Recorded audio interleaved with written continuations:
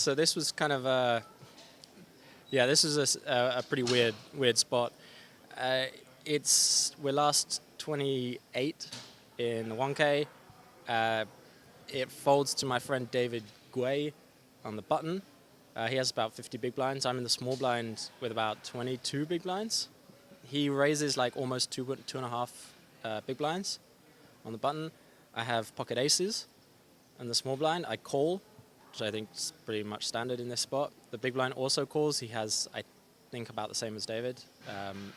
So yeah, they both have me covered by about, a lot. It comes flop king 8-7. King 8-7 rainbow. I check. Big blind checks. David checks. And I didn't see the big blind check, so I don't actually know how quickly either of them checked. Either the big blind checked quickly or David checked. One of them checked quickly. I don't know who. Doesn't matter too much. Turns an offsuit 4. So 5-6 gets there. I lead for third pot, which I think is pretty good. I can't really bet big here because the big blind has all straight combos and all two pairs. I would jam pocket pairs pre-flop, 7s and 8s, so I don't really have a set. Kings possibly, but it's not, hard to base your range around 3 combos. I would for sure jam 4s pre-flop as well, so I don't have those either. And 5-6 I wouldn't have either. So I basically only have 7-8 suited and kings for 2 pair plus, so I can't bet large here. I also don't really want to check this hand. It's pretty likely that it gets checked through again. With this line, big blind has a lot of one pair, like loads of pair plus straight draws, so I can get called by a lot. He can also just have a king. So, and after I bet a third, it's going to be roughly pot size on the river, so then I can play that spot pretty easily after this. So I bet 1/3, the big blind calls, and now David starts thinking, and I'm like, oh no. And so I lead for 850,000, and David makes it 2.5 million on the button, and yeah, it's a pretty ugly spot now. Kind of just wish I had checked at this point. So just to think about David's range, like his value range is pretty narrow. Like he for sure has 4s, he has kings, and then he has king 4 suited, I guess. And then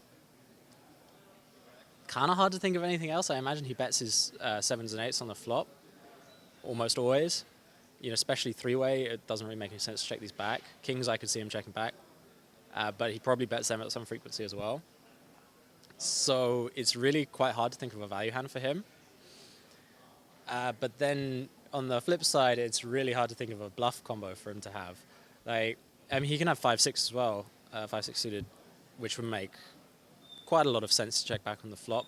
But he probably bets it at some frequency. But he probably bets his other straight draws on the flop as well, 9-10, 10-jack, queen-jack.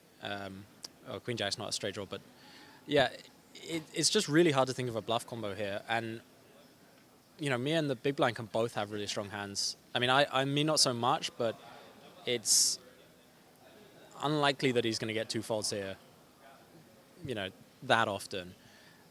So for him to be bluffing, he just has to be completely wild, like have ace-10 or something, which that would make sense, but obviously I have aces as well, which is not so good.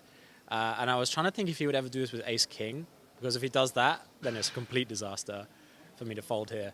But firstly, I didn't really think he would. I thought he would also bet flop, reasonably high frequency, and I have 2 aces, so we're looking at like a really unlikely bluff here. And then the key part about this, I think, is that he will never just call 2 pair plus here. If he's checked back a set on the flop, or if he's turned a straight or 2 pair or set, I don't think he will ever check back, ever just flat 3 ways to the river when there's so many bad cards. And it really, as I said, it doesn't really look like I'm going to be folding too much. So yeah, I tanked for probably over 2 minutes or so, and folded. And then the big blind folded as well, which always sucks. I was really hoping the big blind was just going to have, because the big blind can also have a monster. That's the other thing. David's range is really hard, to fold against. And I think if it's heads up, it's an easier spot. But with the big blind can for sure flat a strong hand on the turn, facing my bet, because if we go heads up to the river, it's really easy for him to get all my chips anyway. So there's that problem as well. So I just decided to fold it. I don't. It's also a really under bluff line, check back flop raise turn, especially when he put half my stack in as well with his raise. Like I had if I jam, it's like a min raise on the turn. So I ended up folding, and he told me afterwards he had king 4 suited, which makes sense. And I mean, David's my friend, so I trust him. Maybe he just saw how tilt I was and decided just to give me a break. He just has ace 3 off or something. Decided to put me to the test.